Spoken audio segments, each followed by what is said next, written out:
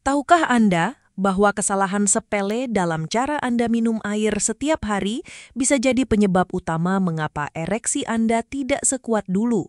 Mungkin Anda sudah minum 8 gelas sehari, tapi jika caranya salah, semua itu bisa sia-sia. Kebanyakan pria tidak menyadari bahwa kunci vitalitas yang perkasa seringkali tersembunyi bukan pada apa yang diminum, melainkan pada bagaimana cara meminumnya. Ini adalah rahasia yang terabaikan, sebuah detail kecil yang memiliki dampak luar biasa pada aliran darah dan keseimbangan hormon Anda. Perkenalkan, saya Dr. Siska, spesialis urologi dengan pengalaman lebih dari 20 tahun dalam menangani berbagai tantangan vitalitas pria. Selama karir saya telah melihat ribuan kasus, di mana solusi yang paling efektif justru datang dari kebiasaan paling mendasar yang sering kita remehkan. Salah satunya adalah hidrasi. Banyak pria datang dengan keluhan kompleks, padahal akarnya adalah dehidrasi kronis yang tidak mereka sadari.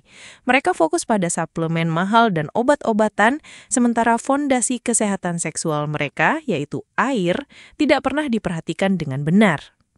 Hari ini saya tidak akan membahas obat-obatan. Saya akan membandingkan sebuah metode, sebuah seni minum air yang benar yang telah terbukti secara klinis dan pengalaman membantu mengembalikan kekuatan ereksi pasien-pasien saya. Ini adalah ilmu yang menggabungkan fisiologi modern dengan kearifan kuno yang akan mengubah cara pandang Anda terhadap segelas air. Sebelum kita masuk ke pembahasan inti yang akan mengubah hidup Anda, saya ingin berinteraksi dengan Anda semua. Coba tulis di kolom komentar, berapa usia Anda dan apa keluhan utama yang Anda rasakan saat ini.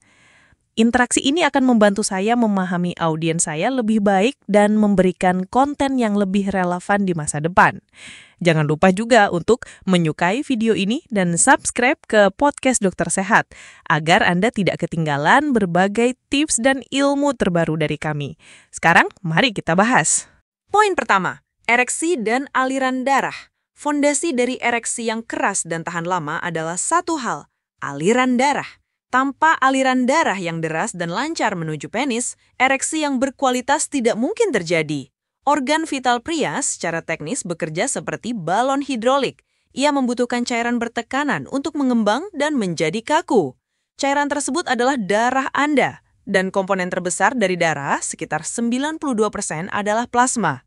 Yang mana 90% dari plasma itu sendiri adalah air. Ketika tubuh Anda mengalami dehidrasi, bahkan dalam tingkat ringan sekalipun, volume darah Anda secara keseluruhan akan menurun. Bayangkan sebuah selang air yang terhubung ke keran dengan tekanan rendah. Air yang keluar akan lemah dan tidak deras. Hal yang sama terjadi pada pembuluh darah Anda.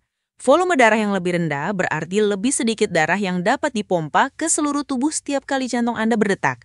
Dehidrasi juga menyebabkan darah menjadi lebih kental atau viscous. Darah yang kental mengalir lebih lambat dan membutuhkan kerja lebih keras dari jantung untuk memumpanya melalui pembuluh darah yang sempit, terutama pembuluh darah kapiler di dalam penis. Hambatan ini secara langsung menghalangi kemampuan corpus cavernosum, dua ruang seperti sponge di dalam penis, untuk terisi penuh dengan darah. Akibatnya, ereksi yang terjadi mungkin tidak sekeras atau tidak bertahan lama seperti yang diharapkan. Lebih jauh lagi, hidrasi yang cukup sangat penting untuk produksi nitric oxide atau nitrat oksida. Senyawa ini adalah vasodilator, artinya ia berfungsi untuk merelaksasikan dan melebarkan pembuluh darah. Ketika Anda terangsang secara seksual, otak mengirimkan sinyal yang memicu pelepasan NO di pembuluh darah penis. NO inilah yang membuat arteri di penis melebar, memungkinkan darah mengalir masuk dengan deras. Produksi NO sangat sensitif terhadap status hidrasi tubuh. Dehidrasi dapat menghambat sintesis NO, yang berarti pembuluh darah tidak dapat melebar secara optimal. Sel-sel endotel yang melapisi dinding pembuluh darah juga membutuhkan lingkungan yang terhidrasi dengan baik untuk berfungsi secara optimal. Dehidrasi menyebabkan stres pada sel-sel ini, mengurangi elastisitasnya dan kemampuannya untuk merespon sinyal dari sistem saraf. Dalam jangka panjang, dehidrasi kronis dapat berkontribusi pada kerusakan endotel yang merupakan salah satu faktor risiko utama disfungsi ereksi vaskular. Pikirkan juga tentang oksigen. Darah berfungsi membawa oksigen ke seluruh jaringan tubuh, termasuk jaringan muskular polat di dalam penis. Air adalah medium esensial dalam proses ini. Ketika Anda cukup terhidrasi, sel-sel darah merah dapat mengangkut oksigen dengan lebih efisien, Jaringan yang menerima cukup oksigen akan berfungsi lebih baik dan lebih responsif terhadap rangsangan. Sebaliknya, kondisi kurang cairan mengganggu efisiensi transportasi oksigen ini. Oleh karena itu, memandang air hanya sebagai penghilang dahaga adalah sebuah kekeliruan besar, terutama bagi pria. Air adalah komponen fundamental dari mekanisme hidrolik ereksi. Memastikan tubuh Anda selalu dalam kondisi hidrasi puncak adalah langkah pertama dan paling krusial untuk memastikan sistem vaskular Anda siap bekerja saat dibutuhkan. Ini adalah fondasi yang tidak bisa ditawar. Poin kedua, keseimbangan hormon. Kesehatan seksual pria tidak hanya tergantung pada mekanika aliran darah, tetapi juga sangat dipengaruhi oleh orkestra hormon yang kompleks di dalam tubuh. Dirijen utama dari orkestra ini adalah testosteron. Hormon inilah yang bertanggung jawab atas gairah seksual atau libido, energi, dan turut berperan dalam menjaga fungsi ereksi. Ketika kadar testosteron menurun, minat pada aktivitas seksual dan kemampuan untuk mencapai ereksi bisa ikut terganggu. Salah satu musuh terbesar dari testosteron adalah hormon stres yang dikenal sebagai kortisol. Tubuh kita melepaskan kortisol sebagai respons terhadap berbagai jenis stres, baik itu stres psikologis maupun fisiologis. Dehidrasi adalah salah satu bentuk stres fisiologis yang paling umum, namun sering diabaikan. Ketika tubuh kekurangan cairan, kelenjar adrenal akan meningkatkan produksi kortisol sebagai bagian dari respon bertahan hidup. Hubungan antara kortisol dan testosteron bersifat antagonis atau berlawanan. Ketika kadar kortisol meningkat, ia dapat menekan produksi testosteron. Ini adalah mekanisme alami tubuh untuk memprioritaskan fungsi bertahan hidup di atas fungsi reproduksi saat berada dalam kondisi tertekan. Dehidrasi kronis, bahkan tingkat ringan, dapat membuat tubuh Anda terus-menerus berada dalam kondisi stres tingkat rendah, yang berarti kadar kortisol Anda secara konsisten lebih tinggi dari normal, dan produksi testosteron Anda tertekan. Proses ini terjadi melalui jalur biokimia yang disebut pregnenolone still. Pregnenolone adalah ibu dari semua hormon steroid, termasuk kortisol dan testosteron. Ketika tubuh mengalami stres kronis, termasuk dari dehidrasi, ia akan mencuri pregnenolone lebih banyak untuk memproduksi kortisol, sehingga menyisakan lebih sedikit bahan baku untuk produksi testosteron. Ini adalah alasan mengapa pria yang mengalami stres berat seringkali melaporkan penurunan libido yang signifikan. Air juga berperan penting dalam proses detoksifikasi dan pembuangan produk sampingan metabolik dari tubuh melalui ginjal dan keringat. Ketika Anda dehidrasi, fungsi detoksifikasi ini melambat. Penumpukan racun dan produk sisa dalam tubuh dapat menciptakan lingkungan internal yang tidak sehat yang selanjutnya dapat mengganggu fungsi kelenjar endokrin yang bertanggung jawab untuk produksi hormon, termasuk testis. Selain itu, hidrasi yang optimal mendukung fungsi hipotalamus dan kelenjar pituitari di otak. Kedua kelenjar ini adalah pusat komando yang mengirimkan sinyal ke testis untuk memproduksi testosteron. Fungsi otak sangat bergantung pada keseimbangan elektrolit dan hidrasi. Dehidrasi dapat mengganggu pensinyalan ini, menyebabkan komunikasi antara otak dan testis menjadi kurang efisien, yang pada akhirnya mempengaruhi output testosteron. Dengan memastikan Anda minum air dengan cukup dan benar, Anda secara aktif membantu tubuh mengurangi stres fisiologis. Ini membantu menjaga kadar kortisol tetap terkendali, memungkinkan tubuh Anda mengalokasikan sumber dayanya untuk memproduksi testosteron secara optimal. Ini adalah cara proaktif untuk mendukung libido dan fungsi seksual Anda dari level hormonal, sebuah strategi yang seringkali jauh lebih efektif daripada hanya berfokus pada solusi eksternal. Poin ketiga, cara minum air yang benar. Banyak orang berpikir bahwa minum air sebanyak-banyaknya dalam satu waktu sudah cukup. Ini adalah kesalahpahaman fatal. Tubuh kita memiliki kapasitas terbatas untuk menyerap air dalam satu waktu. Menenggak 1 liter air sekaligus hanya akan membanjiri ginjal Anda, dan sebagian besar air tersebut akan langsung dikeluarkan melalui urin sebelum sempat diserap dan dimanfaatkan oleh sel-sel tubuh. Cara minum yang benar jauh lebih penting daripada jumlah yang diminum dalam satu tegukan. Prinsip pertama adalah minumlah secara perlahan dan rutin sepanjang hari. Anggaplah ini seperti menyirami tanaman. Jika Anda menuangkan seember air sekaligus ke pot kecil, sebagian besar air akan tumpah dan tidak meresap ke tanah. Namun, jika Anda menyiraminya sedikit demi sedikit secara berkala, tanah akan mampu menyerap semua air tersebut. Begitu pula dengan tubuh Anda. Minumlah beberapa teguk setiap 15-20 menit daripada satu botol penuh setiap beberapa jam.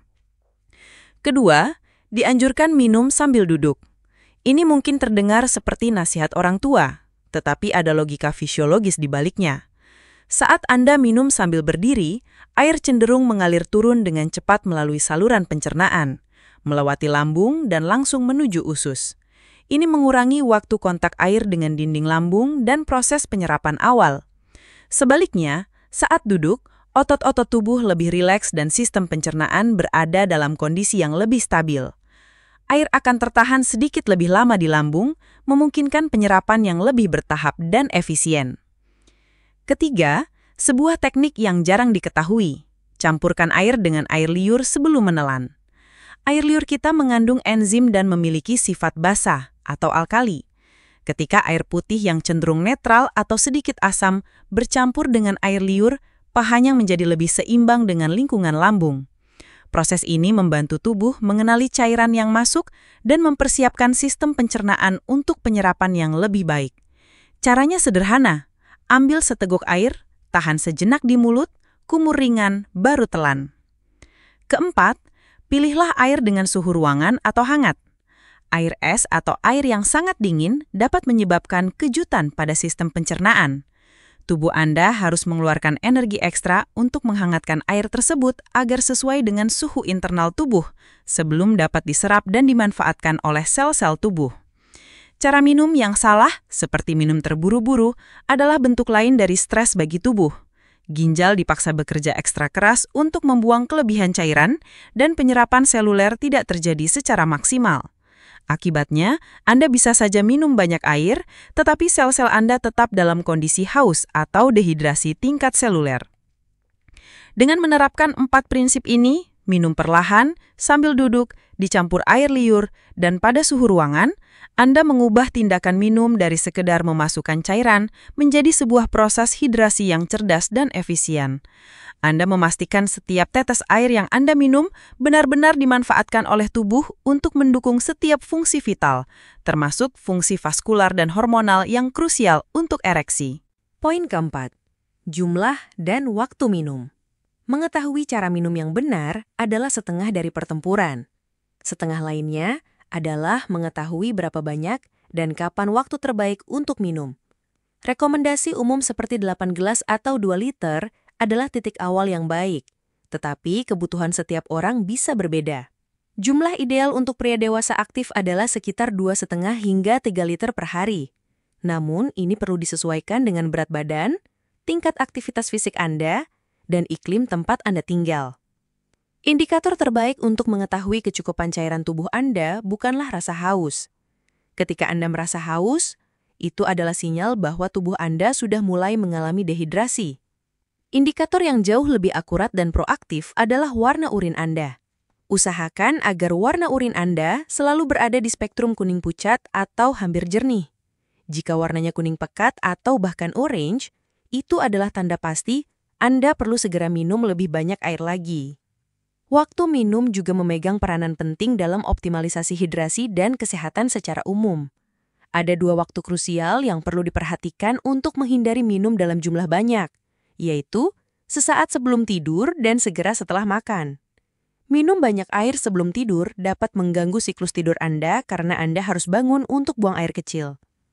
Kualitas tidur yang buruk telah dibuktikan secara ilmiah dapat menurunkan kadar testosteron dan meningkatkan stres. Yang keduanya, berdampak negatif pada fungsi ereksi. Minum banyak air segera setelah makan juga tidak dianjurkan. Hal ini dapat mengencarkan asam lambung dan enzim pencernaan, sehingga mengganggu proses pemecahan dan penyerapan nutrisi dari makanan yang Anda konsumsi. Beri jeda sekitar 30-60 menit setelah makan besar, sebelum Anda mulai minum air dalam jumlah banyak lagi. Ini memberikan waktu bagi sistem pencernaan Anda untuk bekerja secara efisien terlebih dahulu. Waktu terbaik untuk menghidrasi tubuh adalah di pagi hari setelah bangun tidur. Semalaman, tubuh Anda berpuasa dari cairan dan mengalami dehidrasi ringan. Memulai hari dengan 1 atau 2 gelas air hangat dapat membangunkan sistem metabolisme Anda, membantu membersihkan racun sisa metabolisme semalam, dan mempersiapkan tubuh Anda untuk hari itu. Sebarkan asupan air Anda secara merata sepanjang hari. Jangan menunggu sampai sore hari untuk mengejar target hidrasi Anda.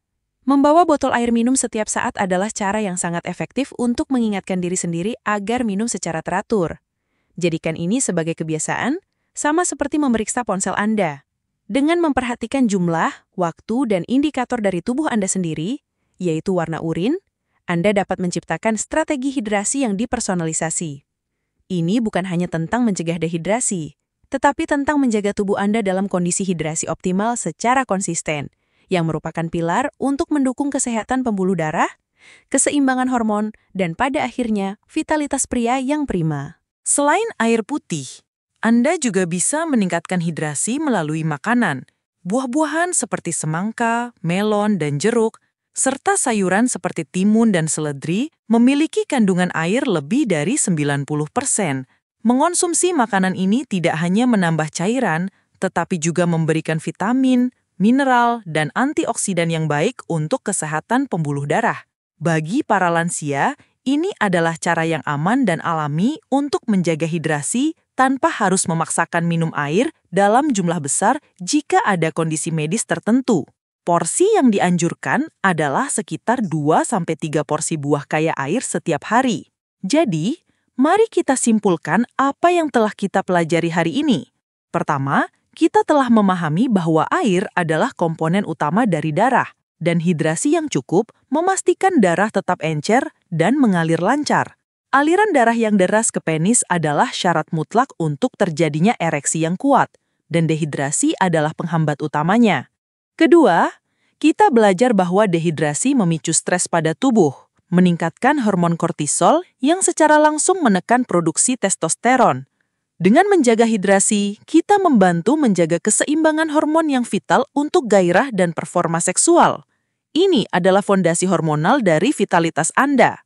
Ketiga, yang terpenting bukan hanya soal jumlah, tetapi cara minum. Minumlah secara perlahan sepanjang hari. Usahakan sambil duduk, campurkan dengan air liur, dan pilih air suhu ruangan atau hangat. Metode ini memastikan penyerapan air yang maksimal oleh sel-sel tubuh Anda, bukan hanya sekedar lewat. Terakhir, perhatikan jumlah dan waktu. Sesuaikan asupan cairan Anda antara 2,5 hingga 3 liter per hari dan gunakan warna urin sebagai panduan utama. Hindari minum banyak sebelum tidur dan setelah makan. Praktik sederhana ini akan membawa perubahan besar pada tingkat energi dan kesehatan seksual Anda. Bagaimana, Bapak-bapak sekalian? Apakah Anda menyadari bahwa mungkin selama ini telah melakukan beberapa kesalahan dalam cara minum? Mulai hari ini, saya mengajak Anda untuk mengubah kebiasaan tersebut. Hindari kebiasaan buruk seperti menahan haus atau minum hanya ketika sudah sangat haus. Mulailah membawa botol minum Anda sendiri dan tetapkan jadwal minum yang teratur. Ini adalah investasi kesehatan jangka panjang yang paling murah namun paling efektif. Dan bagi Anda para teman lansia atau yang memiliki orang tua, bagikanlah informasi berharga ini. Pengetahuan ini sangat penting untuk menjaga kualitas hidup mereka di usia senja. Terima kasih telah menyimak sampai akhir. Ingatlah, kekuatan sejati seringkali datang dari kebiasaan-kebiasaan kecil yang kita lakukan dengan benar setiap hari. Sampai jumpa di video berikutnya, tetap sehat dan perkasa.